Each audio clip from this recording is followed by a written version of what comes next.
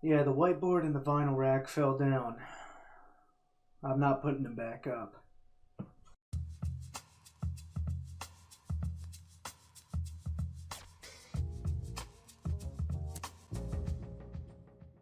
Well, well, well. If it isn't October, a hair-ring month of spooks, scares, screams, STDs, and tricks, and treats. But most importantly, it is the month that best encapsulates the identity and aesthetic of the one and only supervillain himself, MF Doom. Today, I intend to shoot the shit for a bit too long about an album called The Mouse of the Mask, produced by Danger Mouse and rapped over by MF Doom under the name Danger Doom. Sounds good, right? I haven't even told you about the collaboration with Adult Swim yet. Still not hyped? There's an entire story within the album about Master Shake from Aqua Teen Hunger Force bitching at Danger Doom because they won't give him a shot at a rap career. Oh, and speaking of which, I'm going to assume you are somewhat in the know about all these Adult Swim shows, because if I have to give a little run-up for every single one of them, I'm going to be a corpse by the end of script writing. And if I miss a reference, please feel free to send me a very properly formatted 36-page complaint in the comments below. Alright, Ramblers, let's get rambling.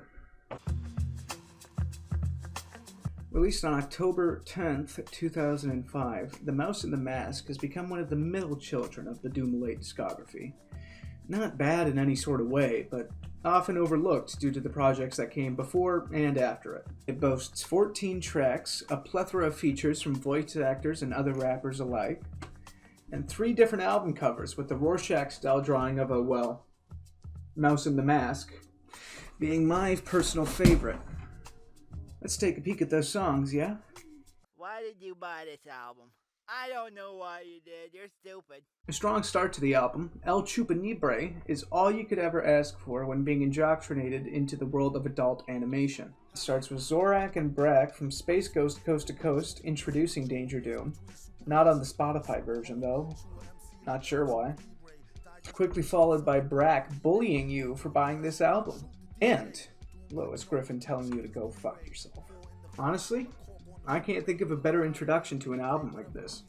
It just sets up the tone of the whole thing so well sonically and lyrically. And while I don't necessarily agree with Doom on this one, the Midgets into Crunk sneak diss on the Monster Island SARS is pretty damn solid. Also, the Pot-Bellied Conan / No Prick Barbarian line is a great double reference to Conan the Barbarian and something else. You'll see what I mean later, just keep this in mind. Oh, and of course, the start of Master Shake's painstaking journey to become a rapper. I forgot to mention the name of the song being a reference to a monster from Futurama, Season 2, Episode 1 to be specific, and the slight reference to Mike Lazo, who's basically the creator of Adult Swim. Please, read from sheets. I am Sofa King. Continuing with the Aqua Teen Hunger Force references, Sofa King is partially based off a scene from Season 3, Episode 1 of Aqua Teen Hunger Force titled Video Ouija, and almost right out the gate, Doom's second bar is certainly worthy of a Most Def Dancing Rap Snatch Commission skit. There's also a sly reference to Psycho in there too. All in all, a pretty good track. The remix, however, I'll cross that road when I come to it.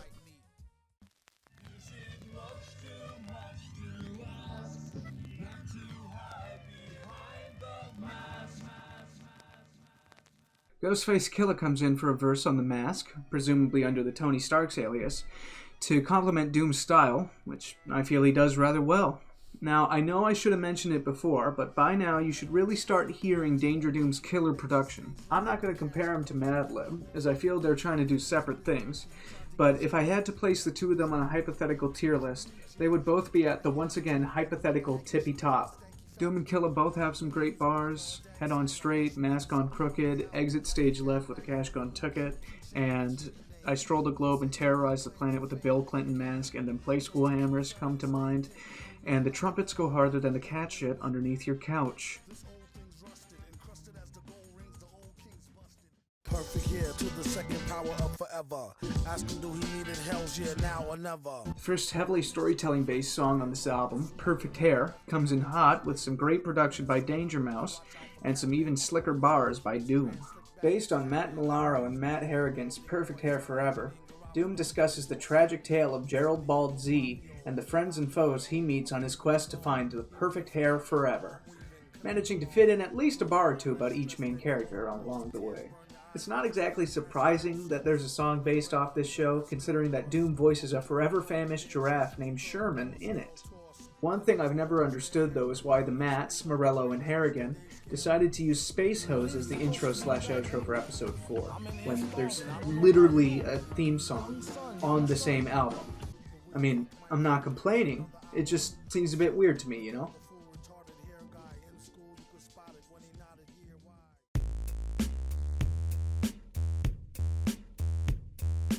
In my opinion, Benzie Box feels more like a Gnarls Barkley song with a feature from Doom than it does a Danger Doom song with a feature from CeeLo Green. To be fair, Danger Mouse and CeeLo Green are Gnarls Barkley, so it makes perfect sense. It's still a great song with an impressive bass line to boot, but I'd say it's one of the weaker ones on the album. There's still some great Doom bars like He No Flow like Interstellar Wind, though.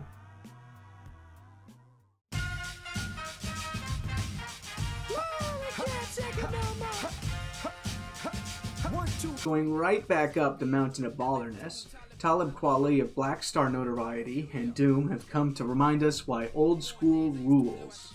It also features the first of 2 samples by Keith Mansfield.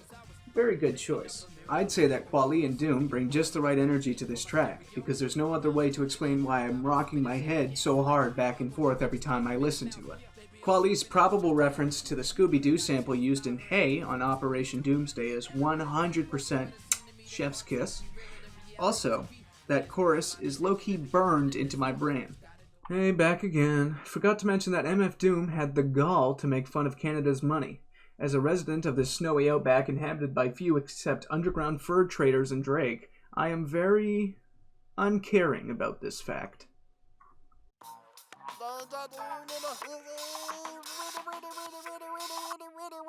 We need food. Leaning 100% into the Aqua Teen Hunger Force references and skits, ATHF, I'll let you take a guess at what that's abbreviating, is a storytelling track similar to Perfect Hair, but this time about Aqua Teen Hunger Force.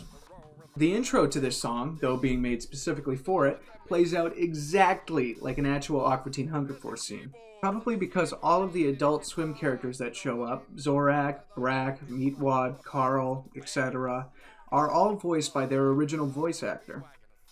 Speaking of which, you're nowhere near done listening to Dana Snyder get pissy with Danger Doom. That's a full album plotline. This track is probably the quickest and slickest way to get an understanding of the Aqua Teen characters, because Doom's verse is bordering on a constant stream of great references to the show. Also, my cock.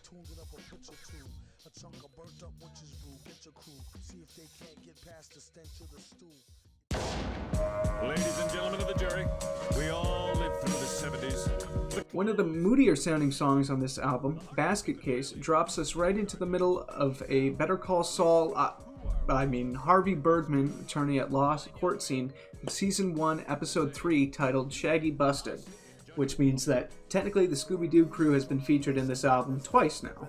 Doom has some really interesting verses too, where he describes getting locked up in what's presumably a psych ward. Also, nurses all arguing over who's to do the sponging is such a creative brag bar, I just have to give it props. There's a couple more Harvey Birdman snippets sprinkled throughout the song, Season 1, Episode 4, and Season 1, Episode 6 to be specific. And an additional skit featuring Myron Reducto, Harvey Birdman, Mentalk the Mind Taker, and MF Doom, where Doom valiantly defends his use of a mask for non-criminal purposes.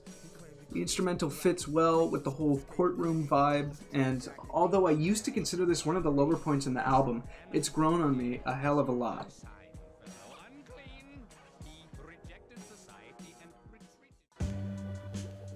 Well, Debbie thinks this is all about her biological clock. No Names, or Black Debbie as it's also referred to, starts off with a sample from Episode 4, Season 1 of Adam Reed's, yes, that Adam Reed's, C-Lab 2021. Where Stormy reveals to Marco and Sparks that he differentiates the two Debbies of the lab by referring to one as Black Debbie. The verse from Doom is nothing extraordinary, but still has some great bars like catch a rapper by the toe and smack off his tattoos. And bring your plate to the metal face and get your food chewed. The instrumental, however, is what I would consider a textbook definition of looking cool while standing in the rain smoking a cigarette music. My biggest qualm with this song is that it and the album were like half a year too early to include Adam Reed's second Adult Swim show, Frisky Dingo, because the world and characters of Frisky Dingo would fit perfectly in a Danger Doom song like Perfect Hair. And, you know, Frisky Dingo's a kick-ass show.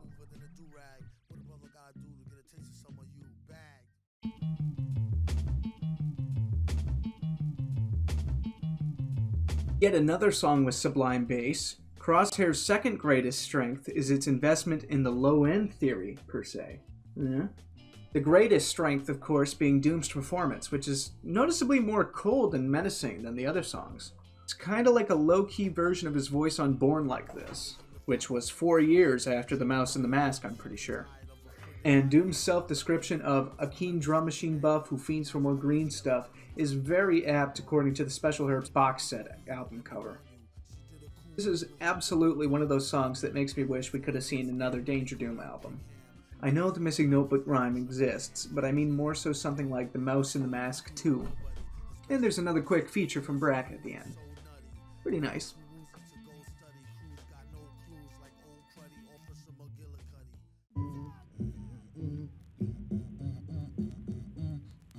Mincemeat is a song I honestly didn't like that much on the first couple listens, though I've been obviously listening to it again for this video, and my opinion of it has done a complete 180. It also draws from Doom's old cartoon sampling style, with the hook being a slight rewording of Klondike Cat's catchphrase from the mid-60s cartoon Underdog, whilst doubling as a shout-out to Danger Mouse 2, which is a nice touch. The drums on this track are booming in the best way possible, and I love how Danger Mouse incorporated what I can only assume to be a marching beat into this track. Very nice.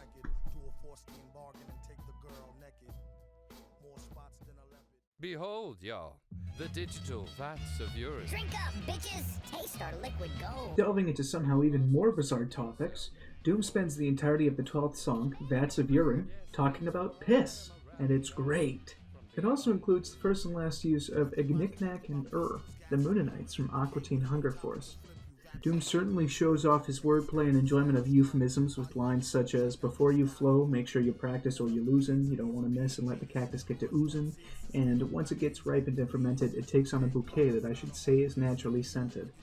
And that beat has me bopping back and forth like that one scene with Jay and Silent Bob in Clerks. I honestly never thought I'd say this about a song exclusively on the topic of urine, but I wish there was a second verse.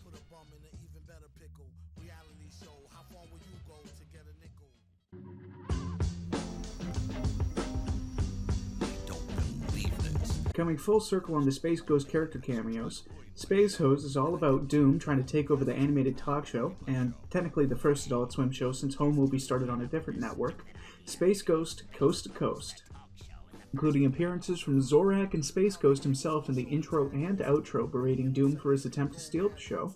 It's a highlight of the album for me simply due to how stylish it is. Like, those cymbals that come in once in a while got my leg twitching a little bit, not gonna lie. Plus, the reference to Leela, too.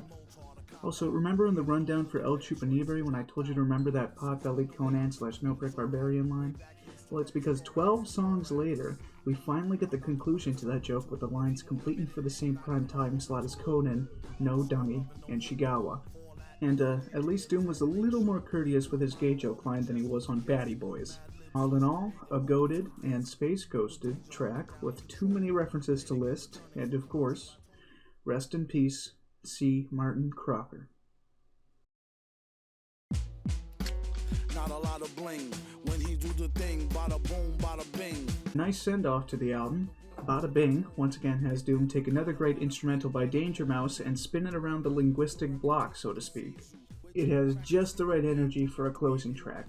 A little braggadocious, a little laid back, and a lot of anger from Master Shake. I mean, holy shit, just listen to him.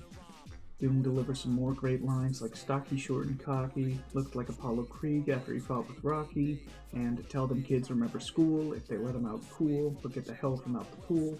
which is also a sneak reference to the OG Adult Swim transition from Cartoon Network. Bada Bing is one of the longer songs on the album, mostly because it ends with a riveting performance of Beef-Rat by Meatwad. So who wins the singing competition, Mouse Fitzgerald or Meatwad? Overall, a masterpiece of music by the MF and the Mouse that marvels in a multitude of medium to low budget animated shows. But we're not done yet. Not by far.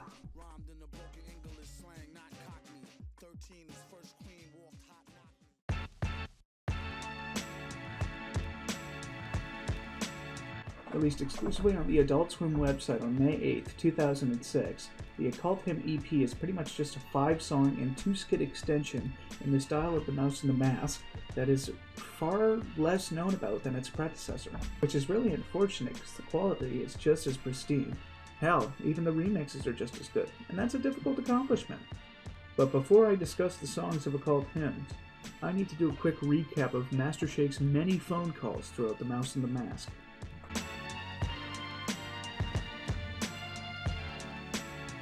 Starting from literally the first song at the end of El Chupa Libre, Master Shake has been aware that Danger Doom was making a project without him, and he is dying to show off his apparently very legitimate rapping skills. By Perfect Hair, Master Shake is starting to get just a little desperate as he unknowingly makes it very clear that Danger Doom is purposely avoiding him. Then, in ATHF, Master Shake is profusely apologizing for an unheard phone call where he was seemingly unleashing his full fury and scorn upon Danger Doom's answering machine. And before he hangs up, he once again reminds Danger Doom that he is available for the project in case he was wondering. And of course, in Bada Bing, Master Shake finally clued into the fact that Danger Doom is avoiding him and is rather pissed off about it. Like, really pissed off about it. But not pissed off about it enough to no longer want a spot on the Danger Doom album, apparently, because he once again reminds them he's available. Now, with that in mind, let's listen to Occult Hymn's first song, skit number 1.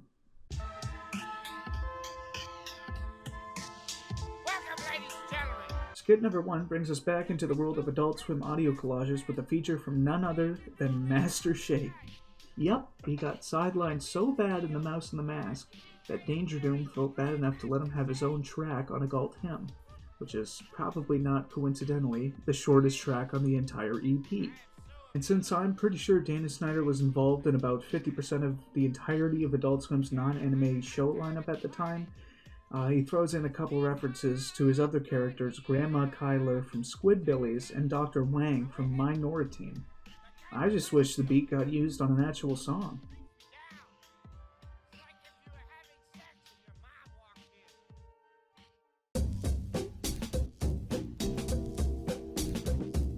The El Chupa Libre remix has a rather unique stylistic choice, where Doom has changed the lyrics of about a third of the song, whilst keeping the flows and rhymes present in the OG El Chupa Libre, which already puts this remix a notch and a half above most. But the additional new groovy-ass instrumental certainly doesn't hurt. Instead of Brak, Zorak, and Master Shake appearing in the song, there is instead some snippets from Squidbillies, not sure which episodes though, and a nice reference to the main character of the show, Early Kyler, to finish off Doom's verse.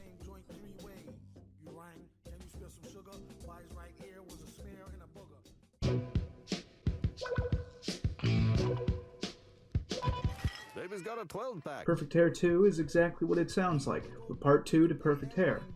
Though instead of using a more orchestral sound like was used in Perfect Hair 1, Perfect Hair 2 instead uses a more dark and gloomy sample, similar to Basket Case. Doom makes sure to mention any characters and events he didn't have time for in Perfect Hair 1, like the Buncat Wars, and take some good jabs at the characters along the way. Also, it's the only song in both of these albums that incorporates the bell from the William Street logo, which I thought was kind of cool. Basically, Perfect Hair 1 is the hype version you listen to when you're feeling happy, and Perfect Hair 2 is the cool version you listen to when you're feeling badass.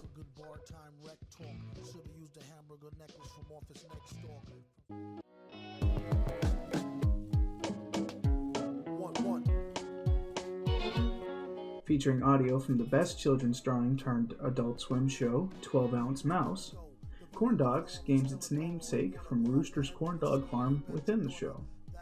At first, although I was ecstatic that 12 Ounce Mouse was in the Doom project, I found it a bit strange that this show, out of all the more popular ones, got picked to have a song partially based off it. But then I used my brain for about 8 seconds and realized that it's like the perfect show to use in the Danger Doom project because it's all about a mouse. Doom keeps the great lines flowing with examples like "that liquor only gets you sick quicker, take it from an honorary member of Spit Kicker," and "once you squeeze his face through the gate it got stuck, too much fake soy-based cheese product." And the instrumental, at least to me, sounds a little bit like a combination of Bada Bing and Mincemeat.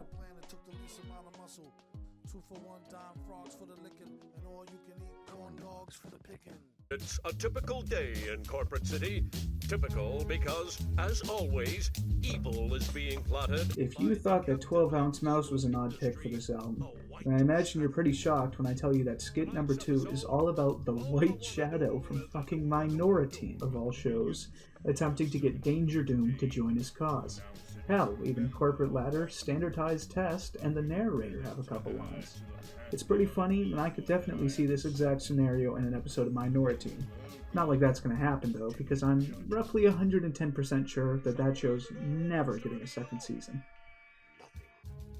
Where is this Danger Doom? You know what? We'll just call him here. Please, read from sheets.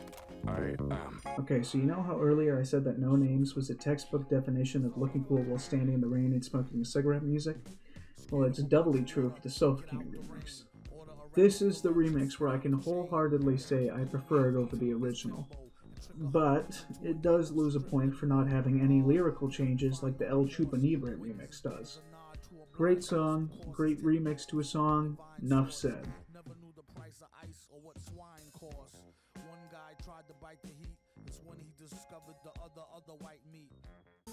How they gave his own show to Tad Ghostal. Any given second he could go mad postal. Acting as the closer for Occult Hymn, the Space Hose Madlib remix actually has a pretty equally sized fan base when compared to the original from what I've seen online. I gotta stick with the original though, because the Keith Mansfield sample is just too smooth. Not that this remix isn't good, Madlib comes with a creative beat as always, it's just not my choice pick. It also doesn't go the El Chupa Libre remix route of changing some lyrics, which is a bit of a shame. And thus concludes Occult Hymn, but there's still 2 songs to talk about. You see, there's another version of Danger Doom's first album titled The Mouse and the Mask Metal Face Edition. That includes an additional 2 more songs alongside all the content from Occult Hymn. I'm not sure if they were supposed to be on the original release and then got discarded, or if they were produced later on and then tacked on to the back of a special edition, but I might as well talk about them since I'm here, right?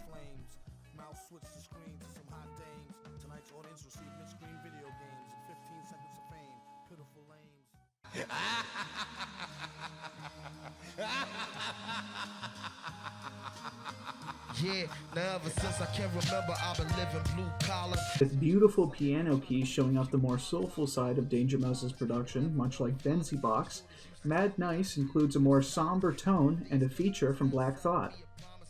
Even though it's a perfectly good song with dope lyrics like My Mom Was Dead Honest, like Yo We Ain't Got It by Black Thought, and Straight and Narrow as The Flight of a Sparrow by Doom, but considering the style and lack of cartooniness present in all the other songs on The Mouse and the Mask, it makes sense why it was only added in the Metal Face edition.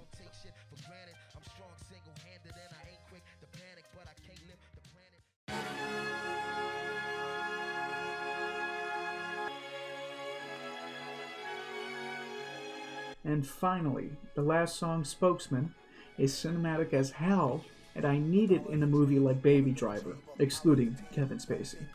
While the production style is closer to Mad Nice than it is the rest of The Mouse and the Mask, I could for sure see this song somewhere in the middle of the original cut of the album. Doom drops the bars before I was so rudely interrupted about to say the beat how cruelly it was constructed. Knowing this dude, he did it on purpose, sped up the track so I could spit it all nervous, which is just meta as fuck. It's great to see a rapper and producer working so well together that they can take these little jabs at each other and incorporate it into the music. Although Bada Bing is still the better album closer, Spokesman is a necessary addition.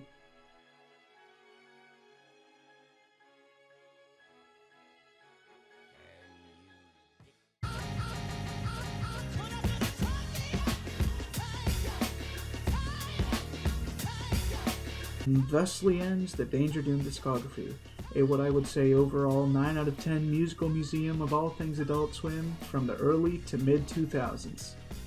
Which means I can get to the fucking point. I feel like The Mouse and the Mask is one of Doom's greatest projects that often gets overlooked in favor of albums such as Mad Villainy or Food. One of the most common things I've seen people give The Mouse and the Mask flack for in YouTube comments and the MF Doom subreddit is the overuse of skits and interludes without songs. And to that I say, have you ever even sat down and listened to a Doom album? Fucking interwoven with them. Operation Doomsday has them, Mad Villainy has them, Food has them, hell even Neruvian Doom has them. Skits and interludes are just naturally a part of near anything Doom's involved with. And it's not like beef rap where the 2-minute interlude and the song are both in the same runtime. The skits only go on for max 45 seconds in The Mouse and the Mask, and when they go on for longer, in the case of skit 1 and 2 from Occult Hymn, they are their own separate tracks, so you can just skip them if you're not interested. Also, it's a goddamn Adult Swim collaboration album. If it didn't have features from Adult Swim characters, I would feel like it's a sham. There's a cornucopia of killer beats and bars that I'd vouch a solid percentage of Doom fans have never even heard about, simply due to the already critically acclaimed albums being discussed 24/7 instead of the gold lying just underneath the surface. While Danger Mouse's instrumental style wavers from that of Doom and Madlib, it's still great in its own right and meshes perfectly with Doom's lyrical style. So please, if you're ever going on a Doom binge and you're getting tired of the same old, just listen to The Mouse and the Mask. Good luck and Godspeed.